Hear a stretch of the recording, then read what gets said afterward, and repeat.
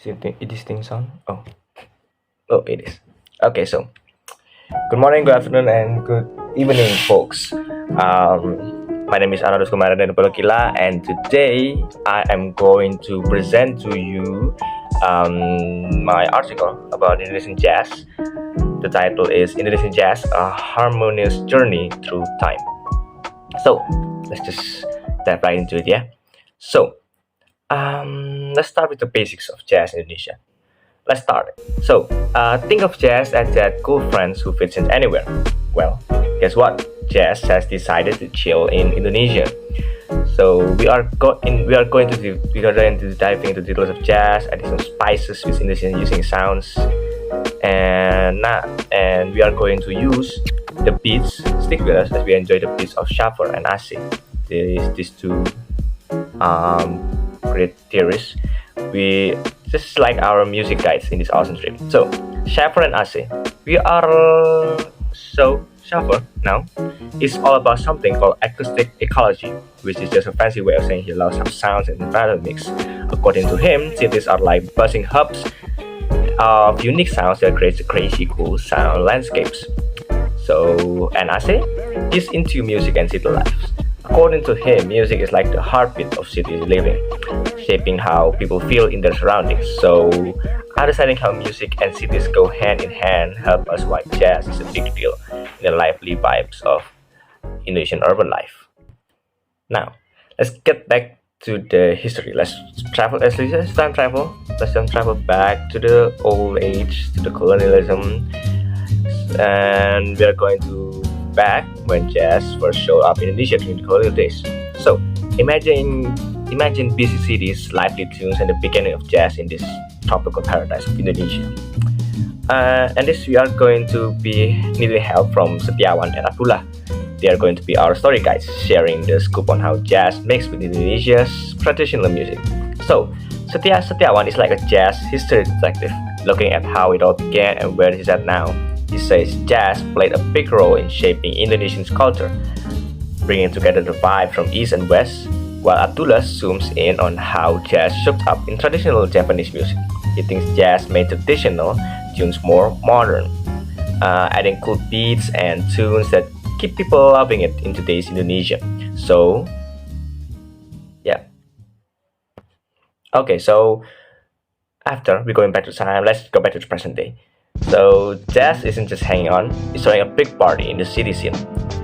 Just as Adisasmito-Smith and Prasetya spill the beans on how jazz becomes the happiest and hippest thing in town. So Prasetya looks at how jazz has changed city life in Jakarta. He says that jazz brought people together, creating a sense of community among musicians and fans. He also thinks that jazz has played a part in social changes in Indonesia, becoming a stage for political activism and social comments. Well, building on his dad's ideas, Prasetya, I think he's the son from Adisasmito-Smith, focus on how city life has influenced music in Indonesia. After some big changes, he believed that urbanization has led to a new music style that show how Indonesian cities are changing socially and politically. The next one, we are going to dive into the real magic of jazz in Indonesia. You know how jazz is more than just a music. We are going to ask Kartomi and Djuliarso as our guides, showing us how jazz becomes a superhero expressing identity, making social changes, and getting Indonesian recognized worldwide. So, Kartomi's works looks at how jazz influenced Indonesian society. He says that jazz brought social changes by spreading the idea of freedom and individuality. He also thinks that jazz helped connect cultures from East to West, becoming a symbol of how we all connected globally. Djuliarso asked Kartomi's ideas, looking at how jazz affected Indonesian democracy when things got a bit shaky. He says that jazz became a voice of change during political ups and downs, spreading his message of freedom and individuality.